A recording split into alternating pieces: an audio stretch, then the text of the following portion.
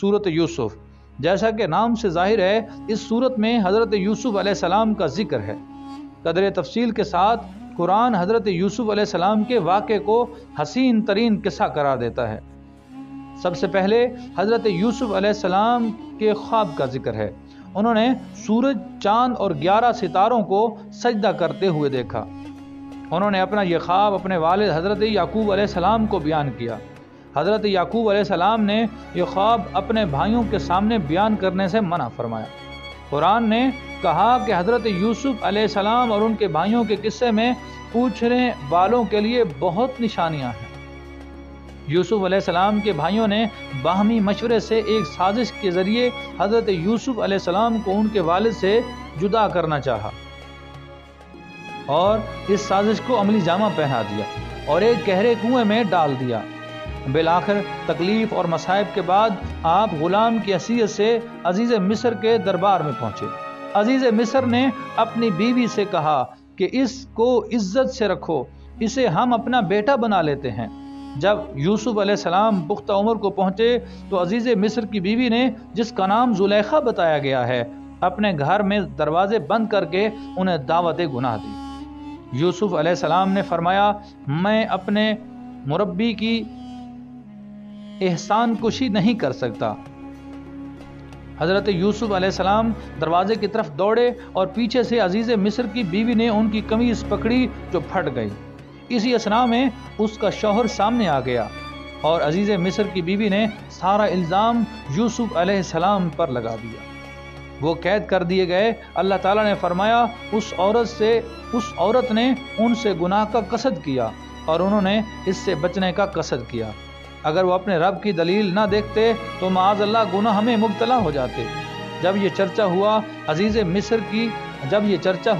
کہ عزیز مصر کی بیوی ایک جوان اور ایک نوجوان غلام پر فریفتہ ہو گئی ہے تو عورتوں نے اس پر طعن کیا اور کہا کہ تیرا منصب کہاں اور کہاں ایک زر خرید غلام، کہاں تیرا منصب اور کہاں ایک زر خرید غلام، کہاں تیرا منصب اور کہاں ایک زر خرید غلام، کہاں تیرا منصب اور کہاں تیرا۔ تو عورتوں نے اس پر طعن کیا اور کہا کہ کہاں تیرا منصب اور کہاں ایک زر خرید غلام۔ چنانچہ عزیز مصر کی بیوی نے ایک دعوت کا اہتمام کیا۔ ان عورتوں کو بلا کر ان کے ہاتھوں میں پھل کاٹنے کے لیے چھریاں پکڑا دیں اور اچانک ان کے سامنے حضرت یوسف علیہ السلام کو پردے سے باہر لے آئی۔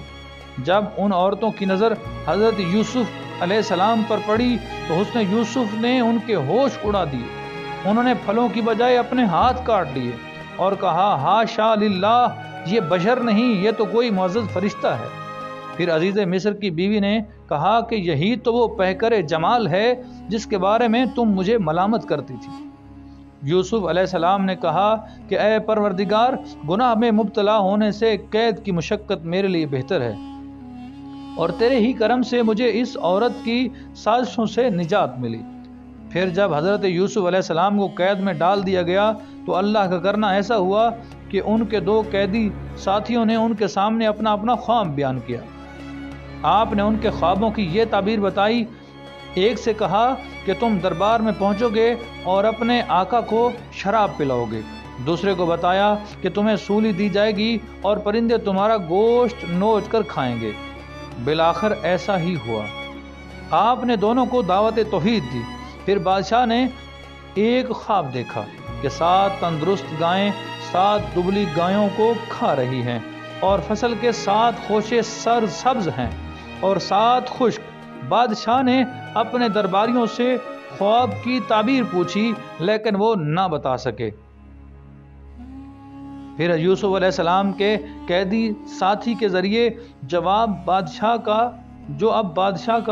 پھر یوسف علیہ السلام کے قیدی ساتھی کے ذریعے جو اب بادشاہ کا ساتھی بن چکا تھا، یوسف علیہ السلام کی خوابوں کی تعبیر میں مہارت کا علم ہوا۔ چنانچہ آپ سے رجوع کیا گیا۔ آپ نے تعبیر یہ بتائی کہ 7 سال تم پر سرسبزی اور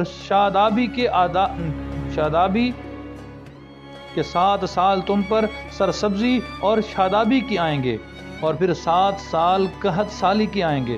تمہیں چاہیے کہ آبادی کے 7 سالوں میں فاضل پیداوار کو خوشوں میں ہی محفوظ رکھنا تاکہ تم خشک سالی میں تم وہ کھا سکو، خشک سالی میں وہ تمہارے کام آ سکے۔ نماز تراویح میں پڑھے جانے والے پارے کا تفسیری خلاصہ۔ آج ہم 13ویں پارے کا تفسیری خلاصہ بیان کریں گے۔ حضرت یوسف علیہ السلام اپنی پاک دامنی ثابت ہونے پر تفاخر کا اظہار کرنے کی بجائے اللہ کا شکر ادا کرتے ہیں۔ فرماتے ہیں، میں اپنے نفس کی برات کا دعویٰ نہیں کرتا، نفس تو برائی کا حکم دینے والا ہے، مگر جس پر میرا رب رحم فرمائے اسے اس کے نفس کی برائی سے محفوظ فرماتا ہے۔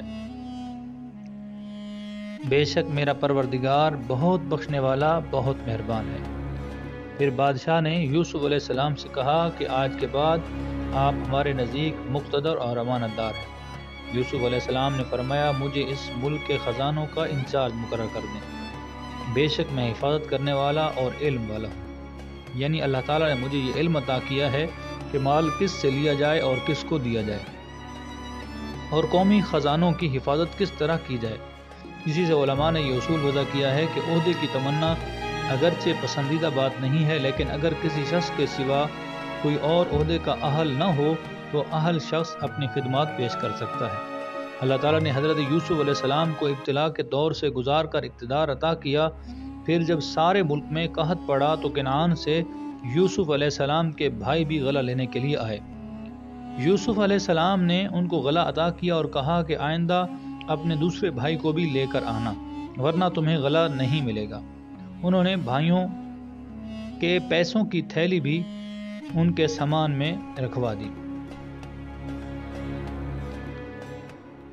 پھر برادران یوسف بنیامین کو بھی باپ کی اجازت سے لے کر آئے تو حضرت یعقوب علیہ السلام نے انہیں ہدایت کی کہ تم سب ایک دروازے سے داخل نہ ہونا بلکہ الگ الگ دروازوں سے داخل ہونا تاکہ تم نظر بد سے محفوظ رہو۔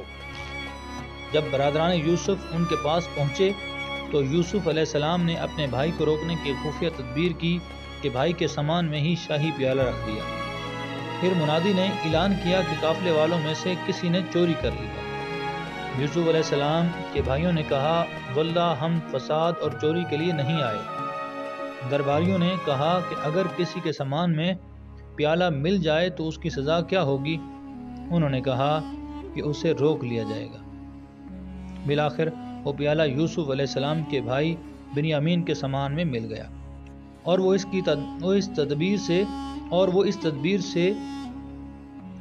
تدبیر سے ان کو روک لیا گیا، اور ان کو روکنے کی یہی صورت تھی۔ برادران یوسف نے کہا، اس سے پہلے اس کے بھائی بھی چوری کر چکے ہیں، لیکن یوسف علیہ السلام نے حقیقت حال کو ظاہر نہیں کیا۔ برادران یوسف نے پیشکش کی کہ بنیامین کی بجائے ہم میں سے کسی کو روک لیا جائے، لیکن ظاہر ہے کسی اور کو روکنا مقصود ہی نہ تھا۔ برادران یوسف نے واپسی پر واقعہ والد کے سامنے بیان کیا تو انہیں ایک بار پھر شدید دکھ ہوا، مگر پھر صبر جمیل کو اختیار کیا۔ شدت غم سے روتے روتے یعقوب علیہ السلام کی آنکھوں کی بینائی بھی چلی گئی۔ انہوں نے کہا، میں اپنی پریشانی اور غم کی شکایت صرف اللہ سے کرتا ہوں۔ پھر یعقوب علیہ السلام نے برادران یوسف کو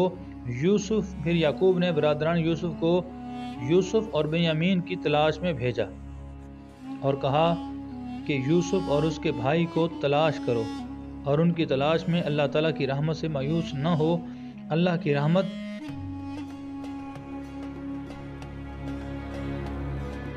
رحمت سے کافر ہی مایوس ہوتے ہیں۔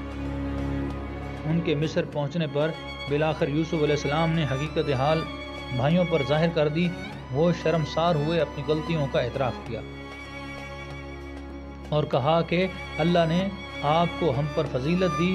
یوسف علیہ السلام نے کہا، اللہ نے ہم پر احسان کیا، اور جو تقوی پر کاربند ہو اور صبر کرے تو اللہ تعالیٰ نیکوکاروں کے اجر کو ضائع نہیں فرماتا۔ اس موقع پر یوسف علیہ السلام نے انتہائی اخلاقی عظمت کا ثبوت دیتے ہوئے اپنے بھائیوں کو معاف کر دیا، اپنی قمیص انہیں عطا کی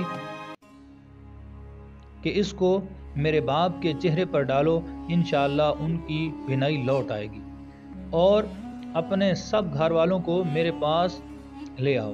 جو ہی برادران یوسف مصر سے چلے، حضرت یعقوب علیہ السلام نے فرمایا مجھے یوسف کی خوشبو محسوس ہو رہی ہے۔ اس پر موجود بیٹے کہنے لگے کہ یہ بھی آپ پر یوسف کی پرانی محبت کا اثر ہے۔